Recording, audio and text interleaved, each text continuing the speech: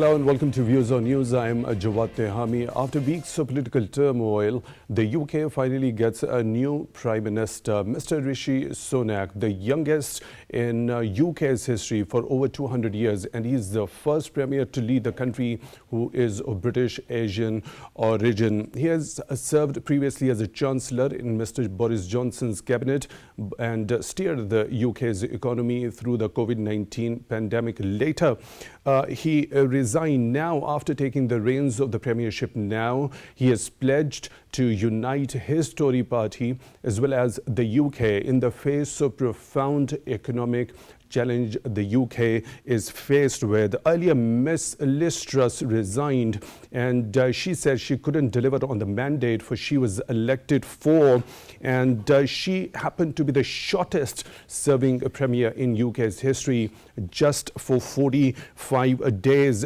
due to her mini budget that she introduced. The financial markets went into a tailspin. Then she had to change the Chancellor as well, and that gave a little bit of respite to the financial markets. The IMF also criticized the measures which were pledged by Miss Liz Truss.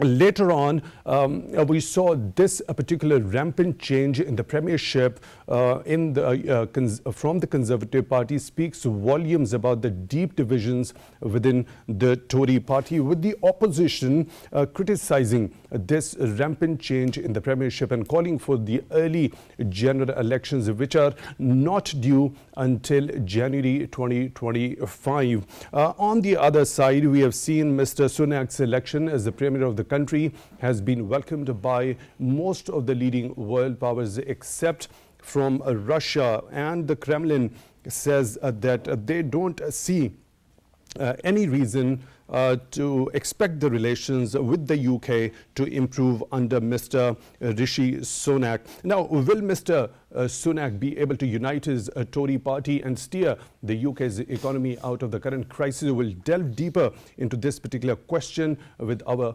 panelists in the show today. But before heading into the discussion, our production team has prepared a report. Let's watch that. United Kingdom's political upheaval has finally seeming to be settled down, as after Liz Truss resigned from the post of Prime Minister and became the most shortest ruling Prime Minister in British history after the disaster of her tax-slashing mini-budget, Rishi Sunak took the office of Prime Minister of United Kingdom after his meeting with King Charles III at Buckingham Palace. Rishi Sunak, who has made his political comeback recently and appointed as the new Conservative Party leader, unopposed after former Prime Minister Boris Johnson decided not to run and Commons leader Penny Mordaunt dropped out at the last minute, and finally paved his way to become United Kingdom's first British Asian and Hindu Prime Minister. The newest and youngest Prime Minister in modern times will now begin appointing his top team, with all eyes on which cabinet ministers will be in and out. Rishi Sunak, in his first speech as Prime Minister, praised his predecessor's restlessness and her noble aim to improve economic growth in the United Kingdom, and added that some mistakes were made, not born of ill will or bad intentions, quite the opposite in fact, but mistakes nonetheless. He said that country was facing a profound economic crisis and there were difficult decisions to come, and pledged to approach problems with compassion and to place economic stability and confidence at the heart of his government's agenda. Just watch that report. Let's straight away jump into the discussion. We are honored and privileged to have been joined in the studio by Dr. Aqab Malik. He's expert foreign affairs. Dr. Aqab Malik, thank you very much for your time. For being on Views on News, we really appreciate that. And we are also being joined in the studio by Miss Javairyah Aatif. She is columnist and she is associated with Islamabad Policy Research Institute. Miss Javairyah, thank you very much for your time also at Views on News. Let's begin the discussion with you, Dr. Aqab. How bigger a challenge lies ahead for the new Premier in the UK? Well, fact of the matter is that he was a Chancellor, so he knows exactly what is going wrong with the economy. He's partly, I would say, responsible for that. but the fact of the matter is that he's been engaged as a Chancellor for a couple of years under Boris, and in doing so he knows what the issues might be. The cost of living crisis, partly as a result of the Russian invasion of Ukraine, the gas shortages, the cost of living is increasing massively, 400% increase, and many other countries as well in Europe, but especially also in England.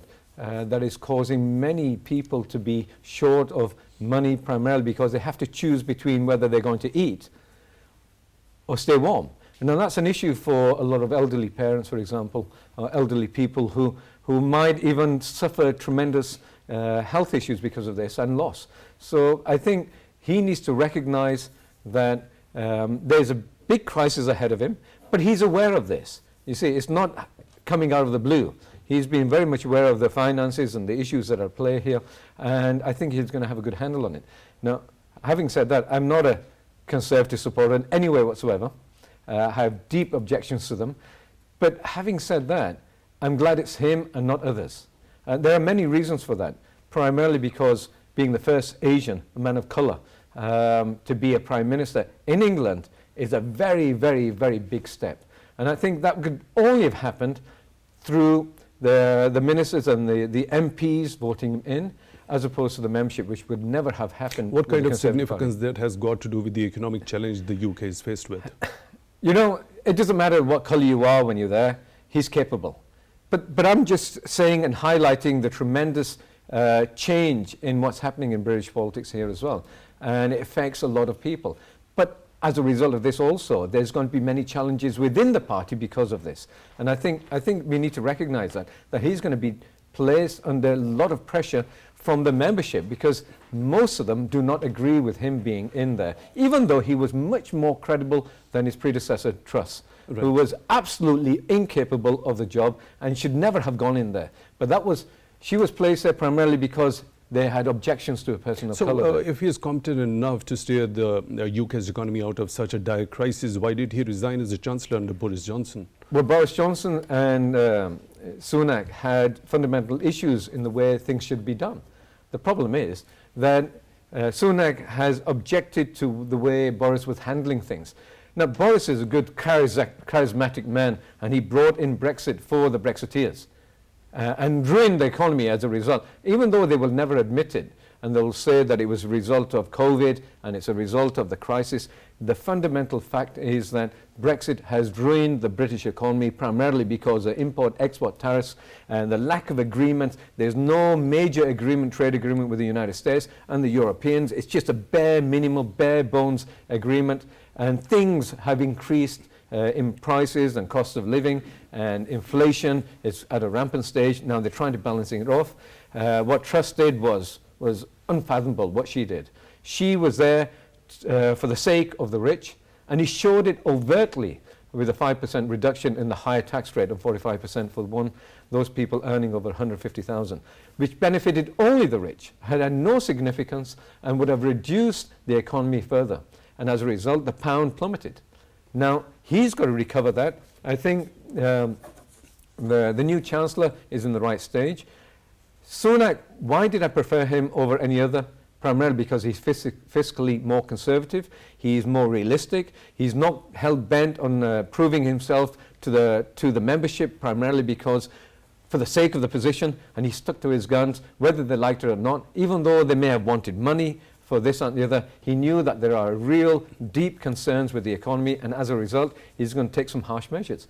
And in a time of a nosedive for the British economy, you have to take real measures that may upset many people, if not all the people in the country. Right. Dr. Malik, you mentioned already a very pertinent point that Brexit has actually ruined the very fabric of UK's economy. I'll come to you back again for more detailed analysis on this particular aspect of UK exiting the European Union. Now, Ms. Javairyah, when we talk about the significance of this new election of Mr. Rishi Sunak as the Premier of the UK, being one of the youngest Premier in over 200 years of UK's history, and his first British Asian to lead the country, and amid such a profound economic challenge the UK is faced with, except that particular symbolic significance of being the first British Asian Premier, what significance do you think this election carries with itself when it comes to dealing with the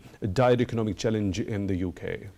Right. So first of all, I think it's, as we've already mentioned, that it's symbolic that he's one of the first British Asian prime ministers in the UK. But also what comes along with it is the economic challenge that he understands is quite profound.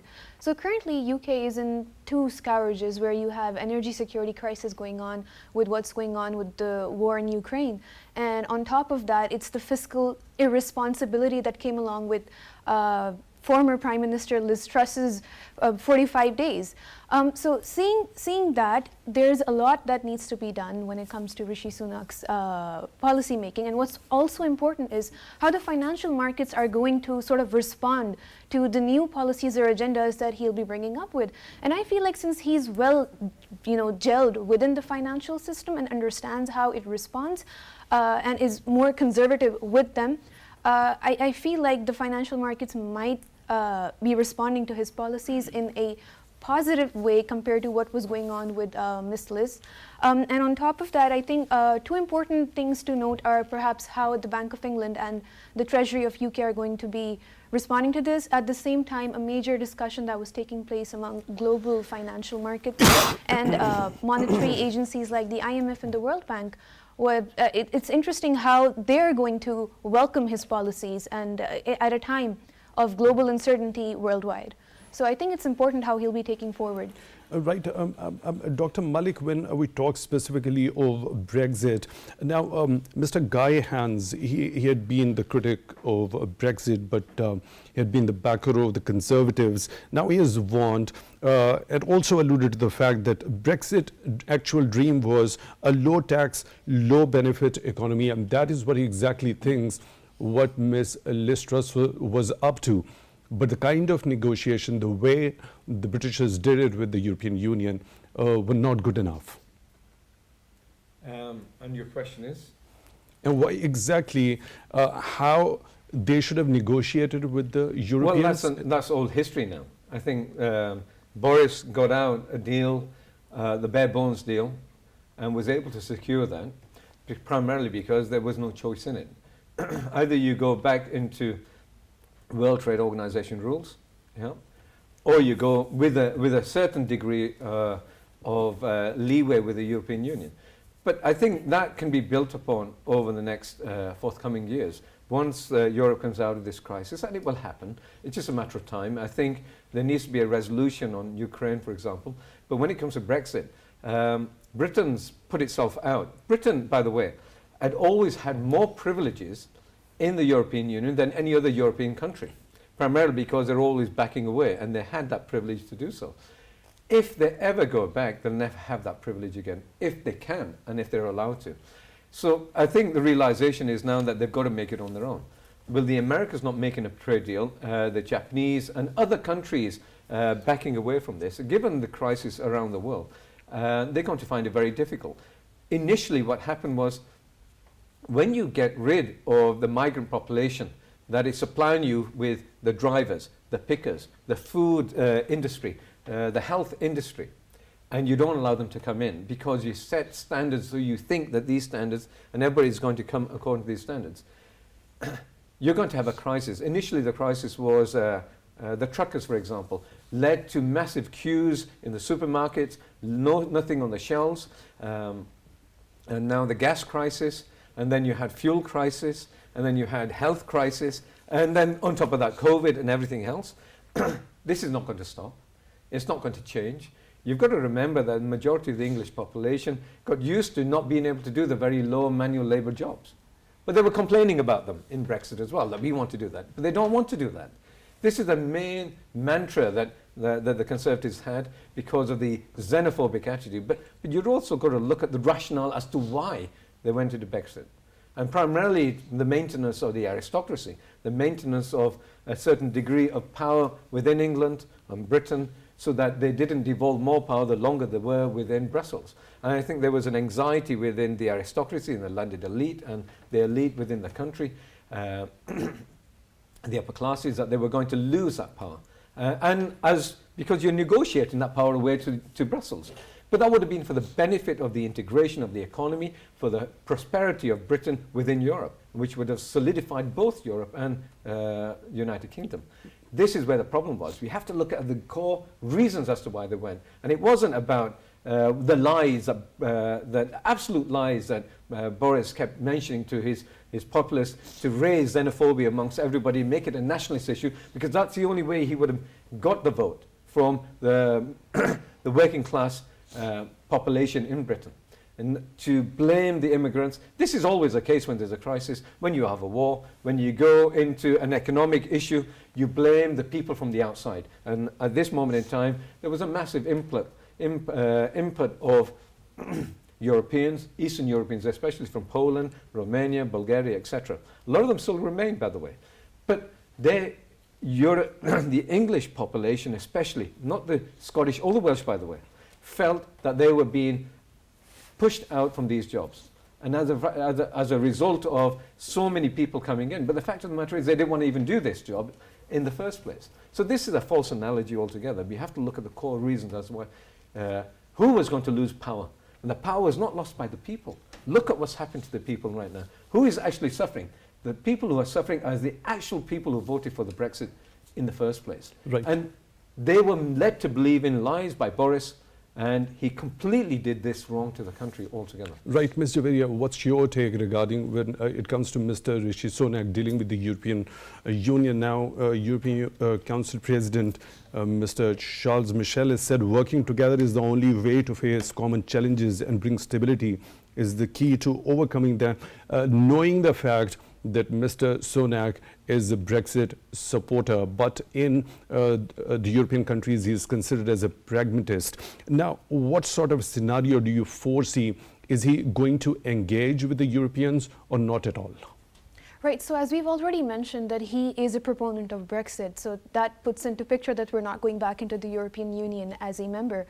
But essentially what that does allow UK to do, or perhaps Mr. Rishi Sunak to do, is bring up policies that essentially are a requirement for the European Union and the UK as well, given the current geopolitical scenario as well, and the larger economic problems that Europe and UK are facing. So at this point, it's only perhaps a pragmatist solution to take. A proper approach would be then to sit down on the table, discuss the specific policies, the economic, possibly, the economic councils and member of those basically institutions to come together and then bring up a policy on that end, which should then also, we would also then be looking into account, he would then be looking into account as to where UK would be, having a solid case on the matter. Right. Dr. Malik, your take regarding his engagement with the European countries? He has no choice. There's absolutely no choice in this. Yes, he's a Brexiteer. I think he went with the party because he knew that was way towards promotion more than anything else. And he had access to the leader of the Brexit campaign, basically Boris. So he worked with him in that respect. Whether he actually believes it or not is another thing. He's never going to highlight that. The fact of the matter is he is a pragmatist, I think. We will find out, no doubt, because he now is not second to the leader. He is a leader of the country now, and as a result, he'll be playing the policy out. Remember that there'll be immense opposition to him amongst the population. That's going to happen. So you may get a lot of issues from that. The paper's not happy with him. They're blaming for this, that, and the other. But I think he's going to make pragmatic decisions that Boris could not make. Boris was a good charismatic man who was able to bring Brexit, but he was an awful administrator. This chap is much better in that respect. I think he's more capable in that respect. I think probably one of the most capable in the Conservative Party. And as a result, he will have to compromise on many issues. But I don't think compromising with the European Union is going to be on the table at this moment in time. I think it's about balancing the budget in Britain. It's about austerity measures primarily, which is going to be very unpopular. So that's going to test his premiership altogether. What is the most immediate daunting task after taking the reins of the premiership? Because by reading his statement that he wants to bring not only UK together, but also his Tory party, in which we could see the kind of rampant change in premiership, together unite them in the face of dire economic challenge. So what remains to be the most uphill task for Mr. Sunak immediately? Rishi has no choice but to succeed. Absolutely no choice but to succeed. If he doesn't succeed, he's out. And the fact of the matter is, because the large segment of the membership of the Conservative Party, which wasn't allowed to vote for him, is absolutely against him, and that was seen in the vote when Liz Truss got in, even though he had overwhelming majority with the MPs. Do you think the MPs from within the Tory party would let him succeed? Because we saw that as a Chancellor, he resigned during the cabinet, during the tenure of Mr. Boris Johnson. Now, Mr. Boris Johnson was one of the contesting candidates during this run as well, but he withdrew, saying that he had enough support, but the time was not right. So when the time comes and he's going to do the same thing, grabbing that support from the MPs and, not making him happen to succeed. I think 7 weeks is just not long enough for him, having been thrown out of a job, to come back in. I think there would be massive opposition amongst the opposing parties, Labour and Liberal Democrats especially, and the other parties, the smaller parties. And on top of that, they had a large degree of opposition within the party. He maybe had a vote to get in the first 100, and maybe even amongst the population, amongst the membership. But the thing of the matter is that he really did himself a lot of harm in the way he acted and behaved. And that became apparent. I think it's just not on situation where he would come in right now until things are more favourable. And this is what might happen. The fact of the matter is that if Rishi is able to pull back the reins of the economy and to put it to a certain degree of stability, then Boris may take advantage because he still has support amongst the membership. And I think the next vote that it might happen will be amongst the membership. It will not be amongst the parliament. According to you, what do you think he should take up immediately in order to get that trust? I think he needs to do a good job, but that's where the problem lies. In exactly which area? The problem lies in the taxation issues, the cost of living. He's got to find solutions that will benefit the working class population, basically, because they're the ones who are suffering more than anybody else. So if you can benefit those and show that you're working hard for those and not for the rich, by the way. Yes, we can talk about how rich he is. The fact of the matter is he needs to work for that. I think over COVID, he showed that he was willing to make the right decisions when it came to COVID as far as the population was concerned, as far as providing benefits for those people who were out of work, who could not work because of COVID, and he stabilized the situation. But remember, that put the country into massive debt as well. So he's got to turn the tables. He's put these on himself. He's got to rectify the situation. And he's only got, say, many weeks to do so. However, he's got a new Chancellor who's reversed everything the last Premier did. Yeah? And I think they were going to work together. Wasn't that done within her own tenure as well? It was within a few days, and she had to resign because he just completely rubbished everything she wanted, and she had no remit left. She had no mandate to continue as a Premier because he just rubbished everything and put it back to where it was.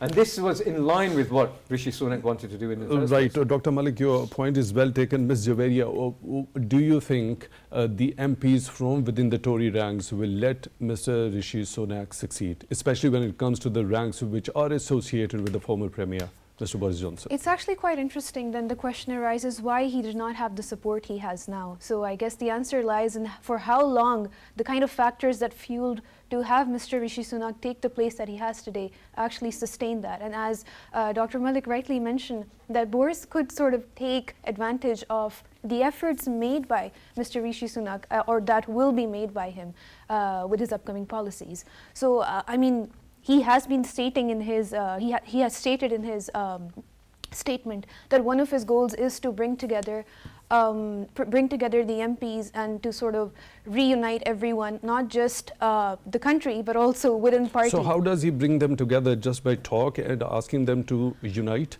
to face that economic challenge, so especially? As he pointed out himself, that words won't do it, actions would. And rightly, he has no choice but to do a fast-paced job. And honestly speaking, I don't think he actually quite has the agenda lined up in terms of what sort of policies he will be implementing to not just bring together the problems that the country is facing, but also to ensure that the support he's currently garnered actually stays with him. And that would require constant lobbying on his part within the party structure, I believe. Right. We are also now joined by another participant in the show, Ms. Sheni Hamid. She is a political analyst. She's joining us on the phone line from the UK. Ms. Hamid, thank you very much for your time at Views on News. Thank you very much for having me. Greetings to all participants and audience. Thank you. It's a pleasure and honor. So what lies ahead after the new premier takes over the reins, and there is a dire economic challenge, as he also pledged that he will unite the Tory party as well as the United Kingdom in the face of the dire economic challenge the UK is faced with. So what is the immediate challenge Mr. Rishi Sunak has to take up? Thank you very much indeed. Well, the current leadership change in the UK government has already brought a hope to the local and international markets, as immediately after the announcement of the current leadership.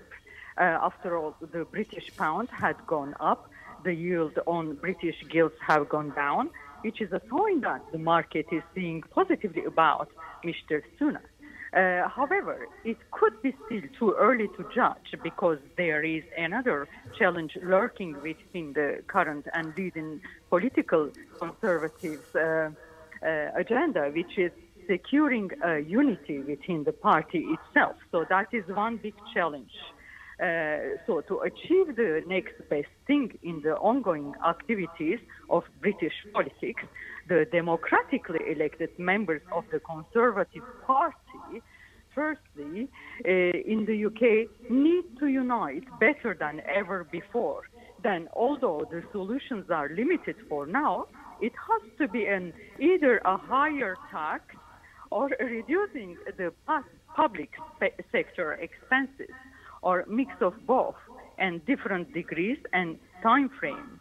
Plus, the current administration does need to focus on the UK's main internal issues, such as public sector expense, inflation, national insurance, NHS, and taxing the corporate and immigration, economy in general, and the energy price guarantee, dealing with the ongoing workers' sector strike as well. That is another focus the current government needs to look at.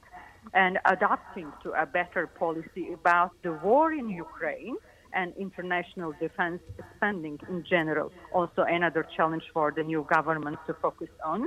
Dealing with the Northern Ireland Protocol, as there is still no Northern Ireland Executive and Legislative Assembly to function properly yet. In overall, not to forget that the new Prime Minister in the UK is a grandchild of immigrants, hence who can promote most for equality. So there is another focus coming for the current government as well. Right. Ms. Sheni, when we talk about the deep divisions within the Tory party, as we know, Mr. Sunak was the Chancellor during Mr. Boris Johnson's tenure, and then he resigned, and that actually sent his government into jeopardy. Now Mr. Boris Johnson was one of the contesting candidates during this particular run as well. Do you think the kind of challenges Mr. Rishi Sunak is faced with, the other MPs would let him succeed in whatever he aspires to achieve?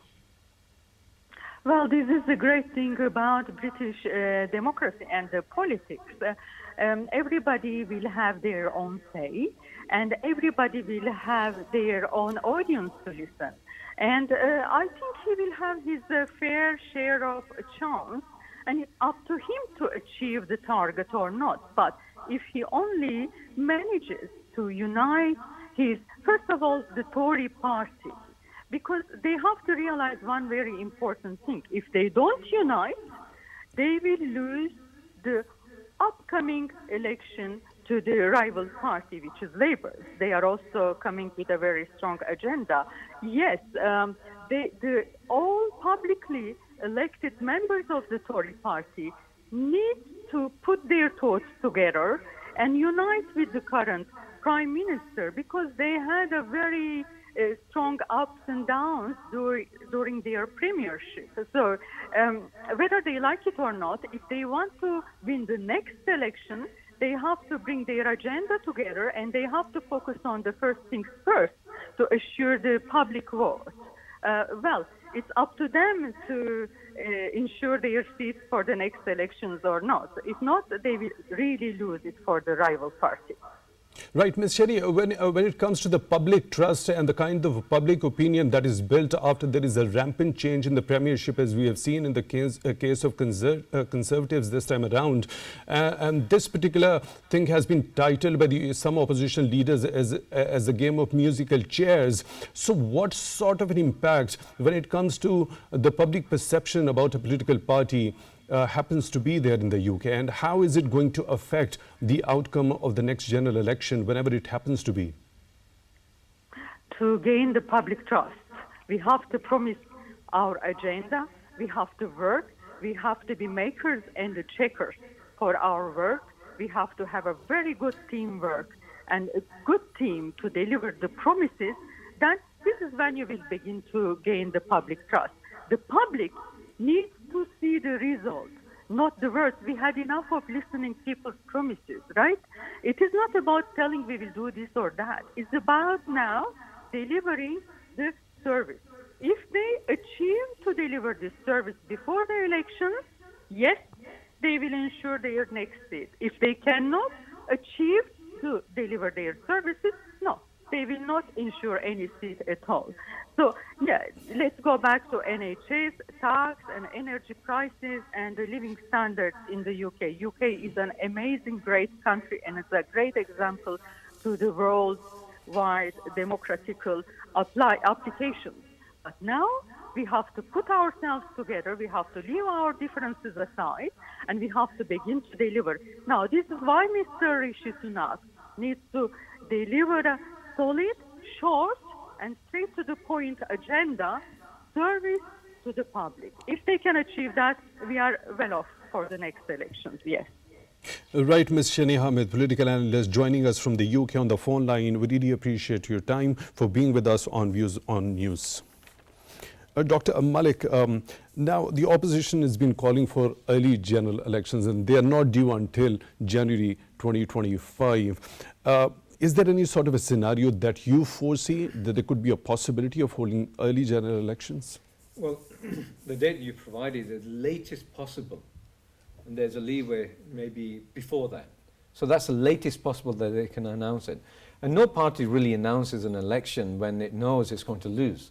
Right now, at this moment in time, the Conservative Party would absolutely lose the election. So they're not going to do that. And so there'll be opposition to that on their side. The thing with the opposition is that until recently, there was no synchronous understanding between the opposition parties, primarily because it was very much divided over Brexit. And as a result, they lost the election there in 2019 to Boris, when he gained an overwhelming support when the red wall came down. Now, the problem here is that bringing that back is going to be very difficult. And I think this is how they're going to capitalize on this. The mistakes that have happened over the last 2 years because of Boris and Truss, and maybe what will happen here. There's no guarantees that things will work out. He's got a lot of opposition within the party that will show in the ranks, and they will lobby their own MPs. You've got to remember that the MPs represent the population. And much of the time, as is what's happened, is that the MPs have sided with Sunak for the benefit of what needs to be done because they know him personally and they know how good he is. And being pragmatic allowed him to go forward towards premiership and supported that. So I don't think it's anything within the upper echelons and the party membership. It's more between the lower echelons of the party membership, which are still induced with this culture of not allowing anybody that looks foreign within the government and having that as a leader. Being a member of the parliament and working for that, for another leader, is one thing. Being the leader is something else. It's within the basic psyche of the Conservative Party, wherever you might go. And I know this from having lived in England all my life. So when we look at that, and we look at what Labour can do, the disaffected working class may change sides towards the Labour Party as a protest vote, maybe. Much like what happened to many Labour Party people that voted with the Liberal Democrats and the Conservatives as a protest with what was happening with Jeremy Corbyn, for example. So this may happen.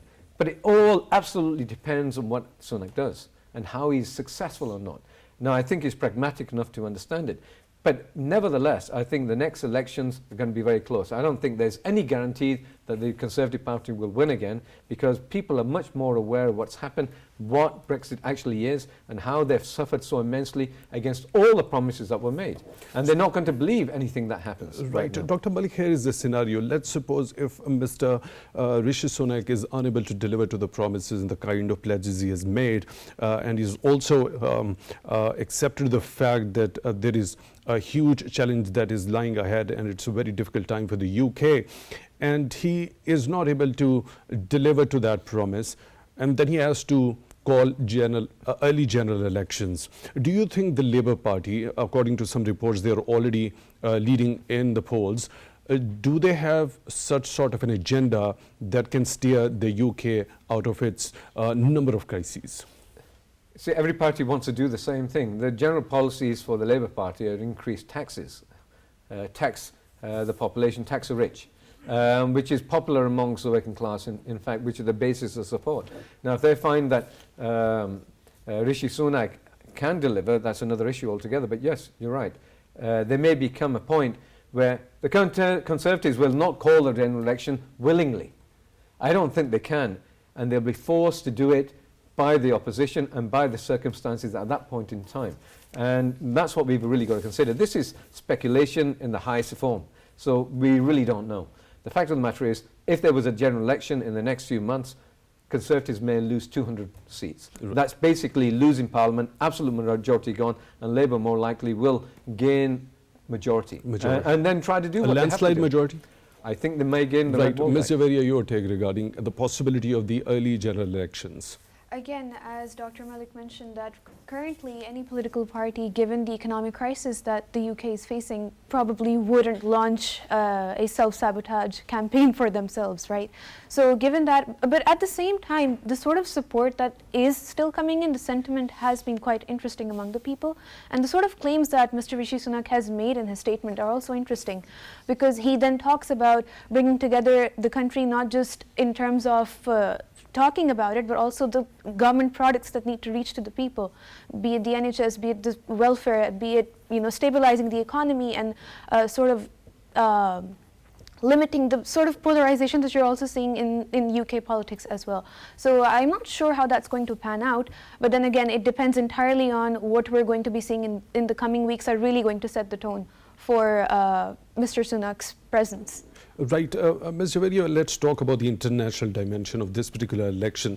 Now, it has been welcomed by most of the leading world powers, including the US, China, and the EU as well has welcomed this particular election, with the exception of Russia. And the Kremlin has categorically said that they see no reason to expect relations with the UK to improve under Mr. Sunak. So vis-a-vis Ukraine crisis, is there any hope? Well, if you look at UK's stance on Ukraine, it's obviously quite obvious that they have openly called out Vladimir Putin's actions in Ukraine to be it's a war. They're invading a sovereign nation. They're siding with Ukraine. I don't think Putin is ever going to make a comment on that note. I don't think there's a need for him to congratulate the new PM that absolutely is actually against what's going on in Ukraine. But I think also interesting is, if apart from the Ukraine and apart from what's going on in Europe, is, since we've mentioned that Mr. Sunak is of Indian descent, is how Mr. Narendra Modi has welcomed him, identifying how UK and India can now strengthen their 2030 vision and how they can work together. And I think this is important from our side of the geopolitics as well, because then that sort of breeds implications on our end as well when it comes to relations with Pakistan on that end. I would just like to chip that Dr. in. Malik, your take regarding the relations of the UK under Mr. Rishi Sunak with Russia, as Kremlin has categorically said there is no expectation of improvement of relations. Absolutely nothing. There's not going to be any change whatsoever. The British stance is based on strategic implications of the Russian invasion of Ukraine and what's happening there. This is the long-haul conflict as far as they can see. They're funding directly the Ukrainians to fight against the Russians. There's no love lost between who goes in power, whether it's the Labour Party or even a complete change of guard in British politics won't make a difference. strategic issues and geostrategic issues are based on competition and a larger level. And that's going to pose another challenge for Mr. Rishi Sunak because of this he doesn't crisis, have a background in strategic issues. He's going to have to the learn very rising fast. energy demand and the prices as well. Well, that's happening already, and It's there's going to been a worsen in the 400% harsh winter increase. as well. What was that? It's going to worsen in the harsh winter as well, right? Well, the fact of the matter is the prices have increased already. I think the next price increase is going to be sometime in March. They just recently increased at the end of September. So that's nearly 400% increase altogether from what it was last year. When you look at that, the population is affected, as we said earlier on.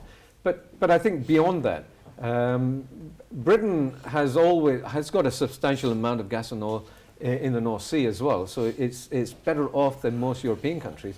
It is a distribution of that oil and gas and the taxation that it puts onto that on the population that makes a difference. For example, as opposed to France, the population doesn't suffer as much because the government has subsidized it heavily. Right. There's a big Malik, difference. unfortunately, we are short of time. We'll have to end it over here.